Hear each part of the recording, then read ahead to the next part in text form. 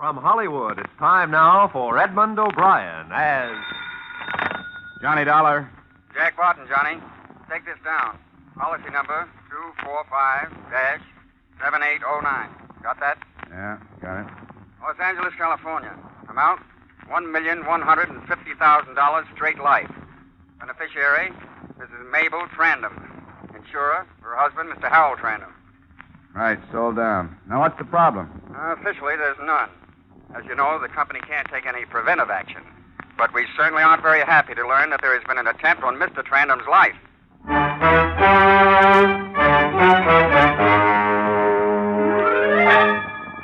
Edmund O'Brien in another transcribed adventure of the man with the action-packed expense account, America's fabulous freelance insurance investigator. Yours truly, Johnny Dollar.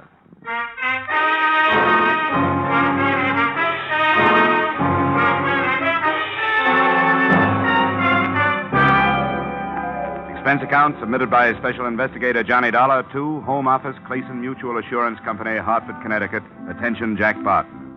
The following is an accounting, unofficial but very payable, of my expenditures during investigation, also unofficial, of the Hartold Trandem matter. Expense account item 1, $250.67, transportation and incidentals, Hartford to Los Angeles, into the 2-acre Bel Air estate of the prominent coupon clipper, Mr. Hartold Trandem. I presented my identification to the pert little maid who answered the door, was ushered through a portrait gallery and 2 living rooms to the terrace. Mr. Trandem was bent over his morning paper, sipping grapefruit juice. He looked up at me with the same scowl I'd seen on the front pages of newspapers. Very early. Why did the servants let you in here? May I sit down? Certainly not. I don't even know you. Yes, here's my card. Insurance investigation. I suppose you think I can't pay my next premium. Mr. Trandem, we have no doubt as to your credit rating. This is a much more important matter to you. Financial? In a way, Now, what is this important matter? your life. I understand there's been an attempt on it. That's my own affair. Strictly my own affair. I made adequate provisions. If your company is worried about my life, I'm very touched. But I assure Don't you... misunderstand, Mr. Trandem. I'm only interested in your welfare unofficially. The company takes no preventive action of any sort.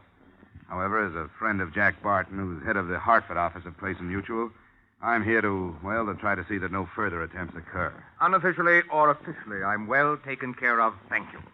Oh, that's that then. Sorry. Must have been a long trip from Hartford. Yes, it was. I should offer you a drink, I suppose. Well, it's a little early for anything hotter than orange juice for me. My doctor makes me drink this lot. Grapefruit juice. No rest.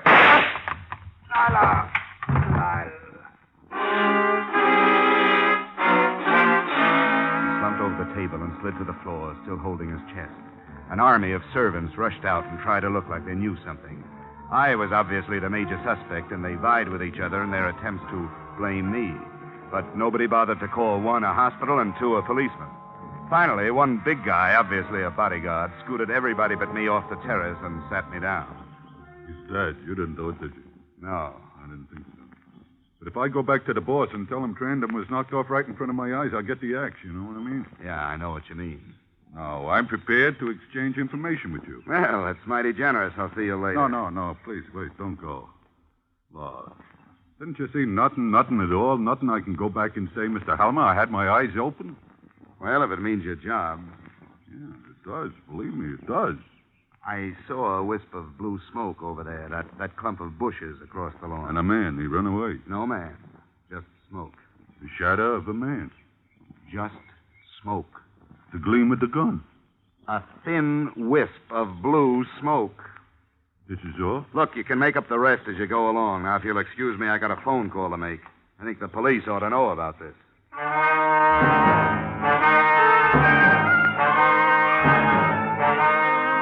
When the sirens arrived, they examined the brush and found a few bent twigs among the straight ones. Nothing to go on. They set about examining all the servants, searching the house, but their efficiency got them nowhere. By the time they left, they had collected no information at all. The only thing they had succeeded in doing was to make Mrs. Mabel Trandem lock herself in her room for a good private cry. It was after the police left that I remembered the last word of Mr. Hartold Trandem. Lila. Hating unsolved mysteries as I do, I knocked quietly at Mrs. Trandem's bedroom door instead of hopping on the next DC-6 for Hartford. Go away. Please, Mrs. Trandem, I'd like to talk to you. I don't want to talk to anybody. Go away. I'd like to talk to you about Lila. Who did you say? I'm Johnny Dollar. I'm at the What about Lila? May I come in? Thanks. Tell me what about Lila? Well, that's just what I was about to ask you. You're one of the detectives, aren't you? No, I'm an insurance investigator. Sit down. What did you hear about her? The last word your husband said was Lila. Yes, it would be. That's all he talked about. Breakfast, lunch, and dinner. Oh, I got a steady diet of her, all right. What did he say about her? Nothing. He just said Lila. I suppose his insurance money won't be paid now that he was murdered. The fact that he was killed won't interfere with the payment, Mrs. Trandem. The way it looks now, you'll get your money with very little trouble. Because that's all he left me, mister. Me and the Jesse Frederica rescue mission. Money. I've got a closet full of coats and so many dresses I run out of hangers, and I've got shoes piled to the ceiling. And if I wanted to go out, nobody was nicer than he was about it. He'd see that one of the boys from his office took me wherever I wanted to go. He was real good to me, mister. He picked me up in a cafe where I was working as a waitress. He picked me up and gave me all this. And still I hated him. Maybe I'd better go. No, don't go. I gotta talk to somebody. Insurance, huh? How much was it? $1,150,000. Pretty big tip for just a cup of coffee, wouldn't you say? He didn't have many friends, did he? Nobody, mister. Not a friend in the world. You could comb the city from one end to the other for somebody to say a nice word about him. The closer you lived with him, the more you hated him. It'll be pretty tough, I guess, to find out who did it. It wasn't one person. It was the whole city. The whole world. Everybody got together and said we got to clean the rot out of this territory, and they hired somebody and did it. Take it easy, Mrs. Trandem. Don't call me Mrs. Trandem. Mabel, what? Mabel Harriet McGrandy. You know what I'm going to do? How much did you say it was? $1,150,000. I'm going to get out of here and into a little apartment and have a couple of cats. I always wanted a couple of cats, but he couldn't stand them, and I couldn't have any. Siamese I'm going to get. Where can I find Lila? I didn't tell the police about her. Why should I tell you? No reason. I'd just like to know. Lila Winnie. She lives at the Village High Hotel.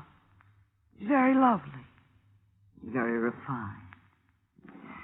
I suppose maybe she was the only one who liked him. Hey, when you get through there, come back and talk to me some more, will you?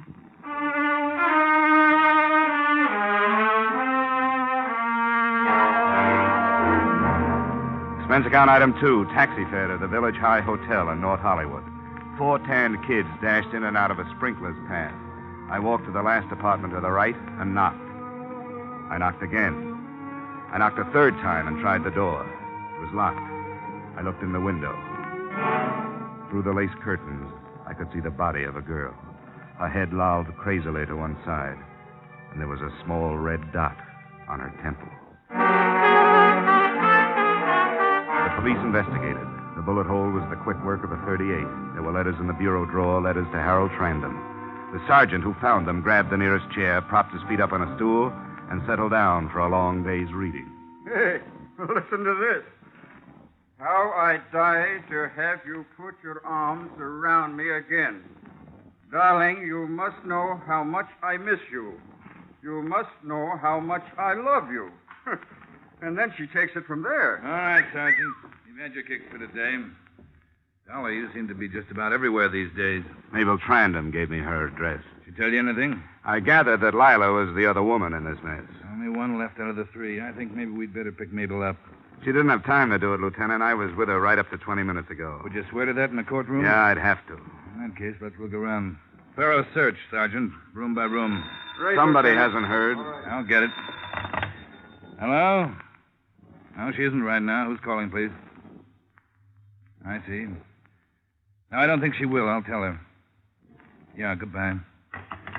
Jesse Frederica Mission calling. We wondered if Miss Wenig was going to be down today. She hasn't been down since last week. The boys miss her. I bet they do, all right. I understand she was quite a charitable girl, devoted a lot of her time to the down and outers. The Jesse Frederica Mission. Huh. See you later, Lieutenant. Where you going? Well, I think I've heard that name somewhere before. I'm going up another blind alley. If I pick up anything, I'll give you a ring.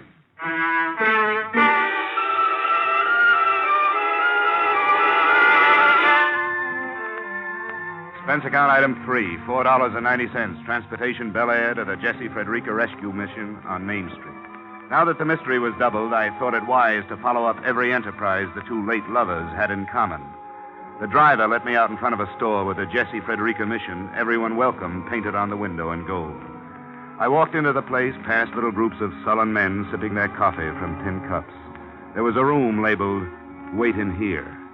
An abrupt young man, nattily dressed, motioned me into an inner office and closed the door behind me. I was all alone, except for the smiling old lady at the desk. Your name, please? Johnny Dollar, I'm here on business. Certainly. And you've had a bath. Well, this morning You do look pretty clean. I think our young men have a tendency to stay clean much more than, say, 30 years ago. Don't you? Oh, definitely. But I'm not here for a bath. Oh, sorry, but it's required. Any dependents? Not as yet. Good. Have you tried to get a job of any kind? The United States Employment Service? A private agency? I've got a job. Oh. Well, then, I'm sorry. I'm an insurance investigator. Oh, you're a graduate. Well, we've had so many come back and thank us. How long since you've been here? A long time. Are you Mrs. Frederica? Miss Frederica. Oh, yes. Well, Miss Frederica. Do you know Miss Lila Wenig? Why, certainly. She's on our board of directors. A wonderful girl. Uh-huh. Did Mr. Harold Trandem also serve on your board of directors? Why, yes, he does. They're very good friends. Yes, I know. I've got bad news, Miss Frederica. They're dead. They were killed. Oh, that's terrible. An automobile? No. How did it happen? Murder. I'm an insurance investigator. If I could stay here for a while, I might be able to learn something of importance. What about it? Well, I don't know. We've never done anything like this before. I promise I'll take that bath. Can't you just pretend I'm one of your boys? Well, perhaps I could, Mr. Dollar. Perhaps I could, Mr. Dollar. You just use all the hot water you want to.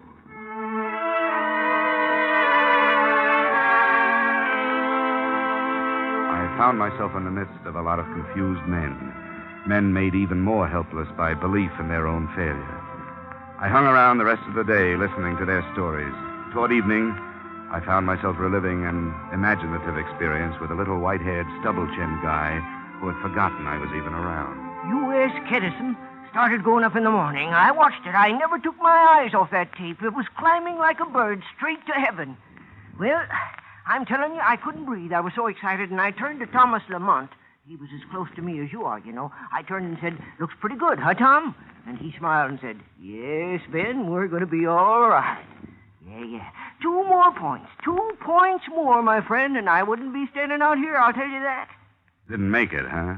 Oh, I'm not worried. I'll do it again someday. Man who's made it once can make it again. Yeah. Why, say, I know a man, he was much worse off than I. He had less than nothing. He owed the world. And he came back and made the biggest fortune on the whole exchange. Maybe you heard of him. Director of this charity. Killed recently. Harold Trandem. You knew him? Knew him? Well, we were as close as twins. Yeah. He gave me lots of tips on the market. Nice guy, huh? He was very nice. He was a very nice man. Oh, he was gruff sometimes, but kind. A really good heart. And when he took up with that woman, she was a director here, too. They killed her, too, you know. You knew that, didn't you? Yeah. Yeah. Well, when they took up together, I knew she'd kill him. She didn't kill him. Well, the other way around, then. No, it wasn't that way either. Well, you know. No. I always heard he wasn't very well liked. Oh, he had lots of enemies. You see that fellow over there? No, the one leaning against the wall. Oh, the one yeah. with the brown sweater? Yeah. He hated him. Oh, that was a real big thing, that hate was. What's his name? Sanderson. Bill Sanderson. What happened was, years ago, they was partners, the two of them. Bill Sanderson and Trandem. Yep. Trandem did Sanderson out of his brokerage business and sent him down to Skid Row. I guess Sanderson was only one of many. Oh, sure, he had his enemies, Trandem did. But Sanderson, he was the one who introduced me to Trandem, you know. Sanderson hated him worse than anybody. Hated that woman of his, too. Lila, whatever her name was. Well, that's interesting, Ben. Oh, it's nothing. Why, I got stories that would make your hair curl. I'll tell them to you over a drink sometime, huh?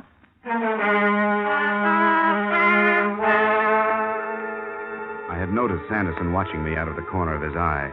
He was a big man of indeterminate age, rolling a toothpick around in his mouth. I walked to the cafe down the street, had a bite to eat, and came back to the mission. A crowd was gathered in one corner, talking excitedly. I moved through to the front row and looked down. There was little Ben, lying dead on the floor. I moved back through the crowd and right into Bill Sanderson. Dollar, maybe you better come along with me. The sliver of shining metal in his hand convinced me to come along with him. There didn't seem to be a great deal of choice. He stopped me in front of a door 3 buildings down, opened it, shoved me in, and closed it again. Inside, it was not quite pitch black. I'm glad to meet you, Dollar. Any friend at Trandem's is a friend of mine.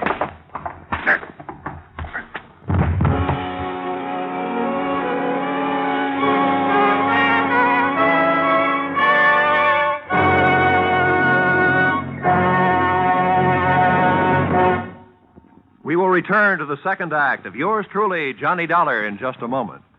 The radio audience has the chance to be a part of a quiz show. They can enjoy laughing along with the nation's top comedians, too. But Dr. Christian is the only dramatic show on the air which is actually written by the radio audience. Each Wednesday evening, over many of these same CBS stations, you hear Gene Hersholt as kindly, gentle Dr. Christian tell a story which has been sent in by a CBS listener.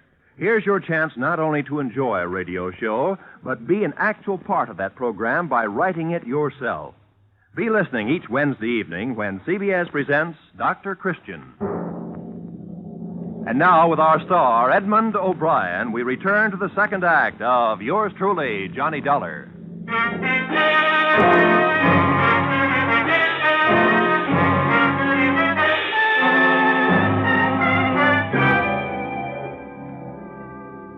I don't know how many times Sanderson tried to use his knife. Perhaps he was getting too big a kick out of wearing me down to use it at all. Then I was able to maneuver him around with his back against the light from the street. I grabbed his arm and smashed his fist against the wall. It was the fist with the knife, and when it dropped to the floor, I went about my work with a new zest. You picked on the wrong guy, sir. Come on, get up. Okay. Come on. Take it easy. Get up, Sanderson, get up. Stand up straight. Hey, come on now. What about it? Lay off, huh? I got a lot of questions about how you killed Harold Trandem and Lila Wenig and Ben. They found out, didn't they? Out of my way! He pushed me aside and went out the door, melting into the population of Main Street. For me, the mystery was over and the manhunt had begun. Got away, huh? Yeah. He played possum and I fell for it. Yeah, we got all the cars on the lookout. Too late to stake out the neighborhood. We'll get him. You can go on home. No, I'll stick around just for laughs. I've got kind of a personal interest in this case. So I see. Didn't do your face much good. I think I'll drop over to the widow's house. Oh, Mrs. Trandem? Yeah, she asked me to drop back to keep her company. With Sanderson on the loose, she may need more company than she thinks.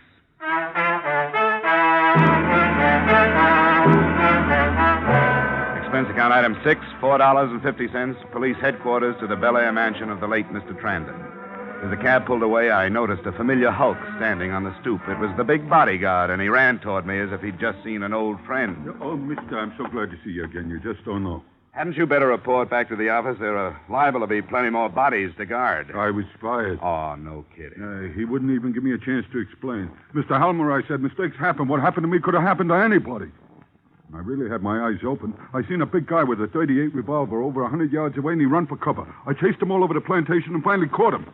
Look here. I even brought him a piece of the suit the guy wore. Recognizing a .38 from over 100 yards away didn't do your story much good.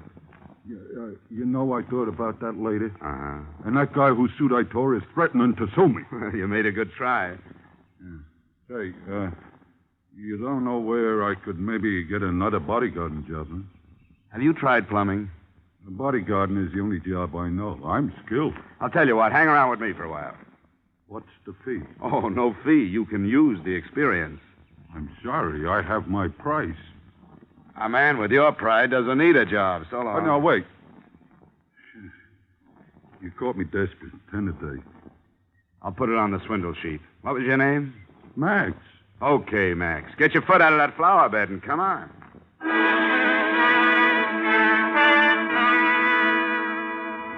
My earnest protector and I went up the grand staircase led by a butler, Max keeping a good 6 paces behind me like an Arabian bride. The butler went through a door, leaving us to wait in the hall. When he came out, he whispered to me to wait.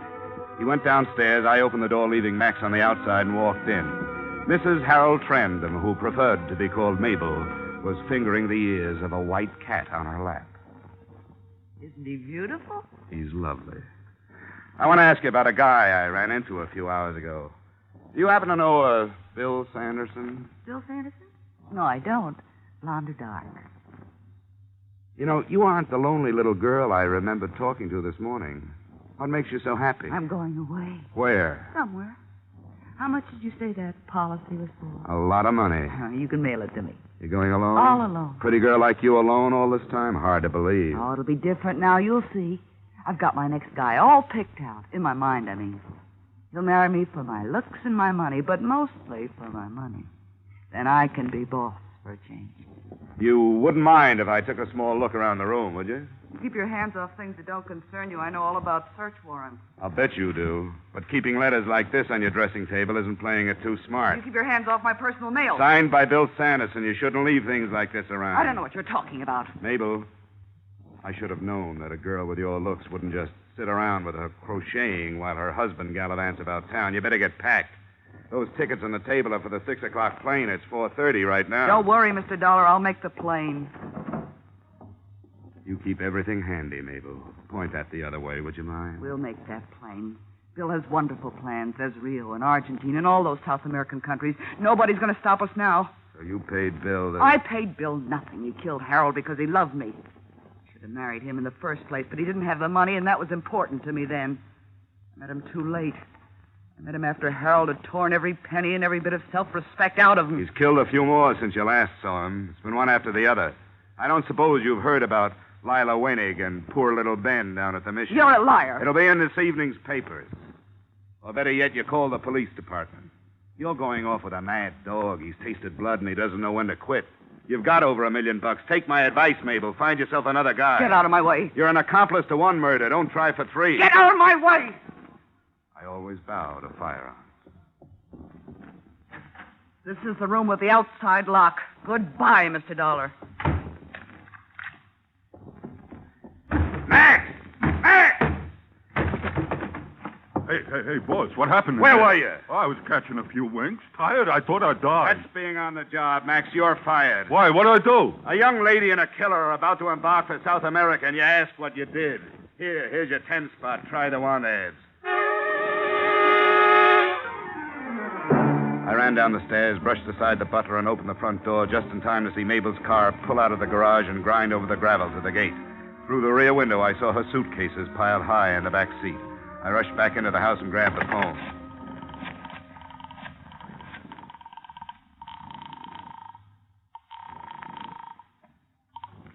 Been silly. Homicide. Johnny Dollar, Lieutenant. Listen, Mabel Trandem just left here in a big hurry. She had airplane tickets for Rio. The plane leaves at 6. She's picking up Bill Sanderson first, somewhere. Don't tell me she's in on her husband's death. Very much so. She knows I saw the tickets, so she may try another means of transportation. Better cover all the exits. Good work, Dollar. I'll get right on it. Say, Lieutenant, there are too many cab fares listed on my expense account. You haven't got a car you can spare. Sure thing. I'll send 109 right over.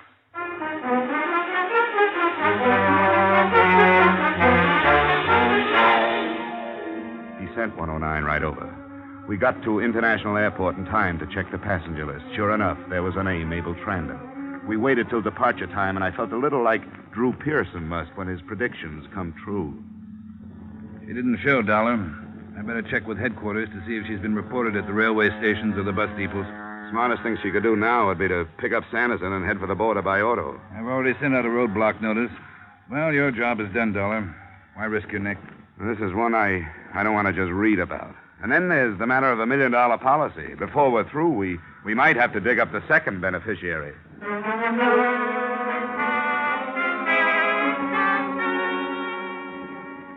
Lieutenant Vincelli checked with headquarters. They had not shown at any departure points.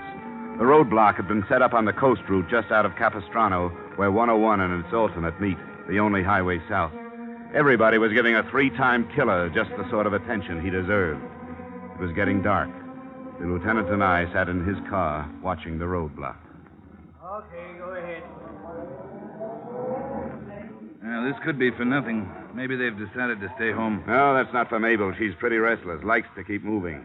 I think they'll make a try for the border tonight. Hey, look up there. Somebody's pulling on a line. Yeah, he's turning off onto the shoulder. He's going to try to crash the block. Okay, let's go.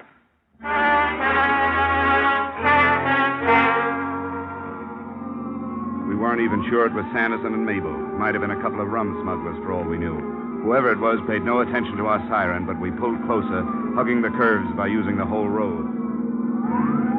See if you can use that rifle, Dollar. Right. There goes the tire. They're out of control.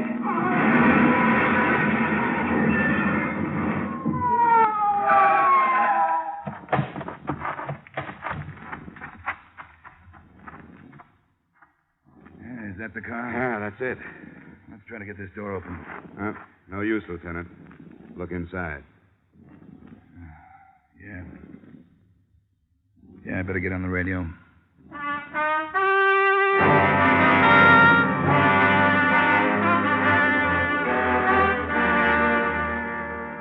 Expense account item 7, another cab fare, $4 from my hotel to the Jesse Frederica mission. It was a week later. The old lady nodded me to a chair, and I sat down. Well, Mr. Dollar, it's good to see you again. Won't you sit here? I think this seat will be more comfortable. Thank you. I've just come to say goodbye, Miss Frederica. I wish you all the luck in the world, and I've got something for you. A contribution? I think you'd better sit down first. Miss Frederica, I wish I could have the pleasure of giving checks like these to people like you more often. And don't try to count the zeros. 1,150,000. Oh, Mr. Dollar. It's from a guy named Harold Trandem. It's his way of giving back about 5% of what he should never have taken. I can't believe it. How did it happen? He named the Jesse Frederica Rescue Mission as a second beneficiary, and the first beneficiary is dead. Please excuse me, Mr. Dollar. I think I'm going to cry.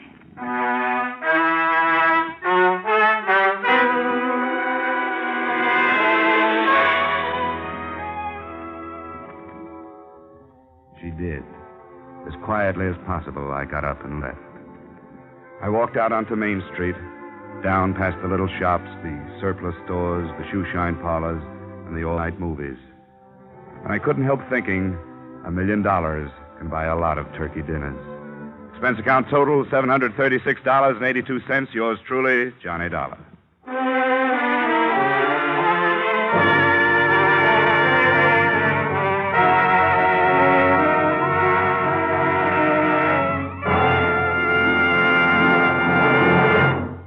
Yours truly, Johnny Dollar, stars Edmund O'Brien in the title role and is written by Gil Dowd and David Ellis with music composed and conducted by Leith Stevens. Edmund O'Brien can soon be seen starring in the Columbia Pictures production, The Los Angeles Story. Featured in tonight's cast were James Eagles, Ted Osborne, Ed Max, Gloria Blondell, Raymond Burr, Ida Reese-Marin, and Junius Matthews. Yours truly, Johnny Dollar, is produced and directed by Jaime Del Valle. Join us again next week when, from Hollywood, Edmund O'Brien returns in another transcribed adventure of... Yours truly, Johnny Dollar.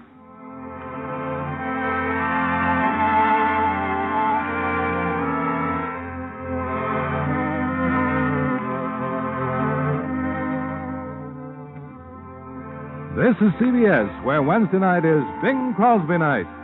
The Columbia Broadcasting System.